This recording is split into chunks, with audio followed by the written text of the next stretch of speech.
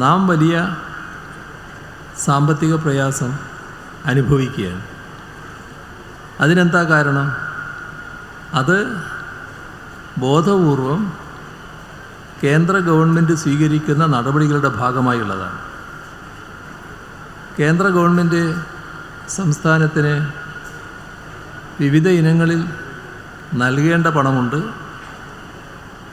ചില കാര്യങ്ങൾക്ക് കേന്ദ്ര ഗവൺമെൻറ് തടസ്സം നിൽക്കുന്നതും നമുക്ക് പ്രതികൂലമായി വന്നിട്ടുണ്ട്. ഇപ്പോൾ കേന്ദ്ര ഗവൺമെൻറ് നമുക്ക് നൽകേണ്ട പണത്തിൽ നമ്മുടെ നികുതി വരുമാനത്തിൻ്റെ വിഹിതം അത് വല്ലാതെ കുറക്കുകയാണ്. സാധാരണ അത് കുറക്കാൻ പാടില്ല. നമ്മുടെ സംസ്ഥാനത്തിന് അർഹതപ്പെട്ടത് കിട്ടേണ്ടതാണ്. പക്ഷേ ഈ കാര്യത്തിൽ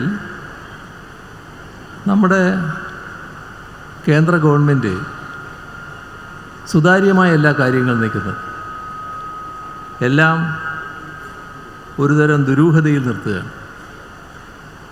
കൃത്യമായി സംസ്ഥാനങ്ങളെപ്പോലും കണക്കുകൾ അറിയിക്കില്ല. എത്ര വരുമാനം ആകെ കേന്ദ്രത്തിൻ്റെ കയ്യിൽ കിട്ടി, സംസ്ഥാനങ്ങൾക്ക് ഏത് മാനദണ്ഡമനുസരിച്ചാണ് കൊടുക്കുന്നത്, കൂടുകയും കുറയുകയും ചെയ്യുന്നുണ്ട്.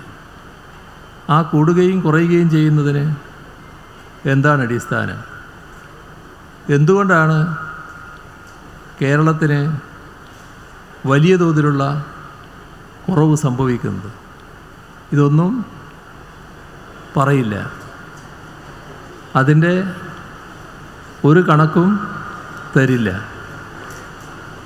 ഇതോടൊപ്പം തന്നെ കേരളത്തിന് നമ്മുടെ റവന്യൂ കമ്മിയുടെ ഭാഗമായുള്ള ഗ്രാൻറ്റ് ലഭിക്കേണ്ടതുണ്ട്. അതും ഇപ്പോൾ വലിയ തോതിൽ കുറയുകയാണ്. ഇതിൻ്റെ കൂടെ തന്നെ നമ്മുടെ സംസ്ഥാനത്തിൻ്റെ കടമെടുക്കാനുള്ള അവകാശം അതിനകത്ത് കൈകടത്തുകയാണ്. നമ്മുടെ ഭരണഘടന അനുസരിച്ച് സംസ്ഥാനങ്ങൾക്ക് സംസ്ഥാനങ്ങളുടേതായ അവകാശമുണ്ട്, അതിനുള്ള അധികാരമുണ്ട്. ഇപ്പോൾ സംസ്ഥാനത്തിൻ്റെ വികസന പ്രവർത്തനങ്ങൾക്ക് ആവശ്യമായ കടമെടുക്കാനുള്ള അധികാരവും അവകാശവും ഭരണഘടന നൽകുന്നുണ്ട്. അതനുസരിച്ചാണ് നമ്മുടെ നിയമസഭ ഒരു നിയമം തന്നെ ഇതിൻ്റെ ഭാഗമായി പാസ്സാക്കിയത്. പക്ഷേ അതൊന്നും തങ്ങൾക്ക് ബാധകമല്ല എന്ന നിലപാടാണ് കേന്ദ്ര ഗവൺമെൻറ് സ്വീകരിക്കുന്നത്. കേന്ദ്ര ഗവൺമെൻറ് ചെയ്യുന്നത് ഭരണഘടനാ വിരുദ്ധമാണ്, നിയമവിരുദ്ധമാണ്.